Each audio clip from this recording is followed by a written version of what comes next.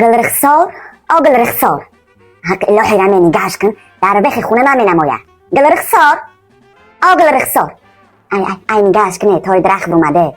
ای حق الهی را می سری شرمنده می دختر فرو ای بالای درخت دختر فرو سپیش خونه. واه کپم سوخت. آل به کپم که سر ترنگی میخچمه چی کنم خونه؟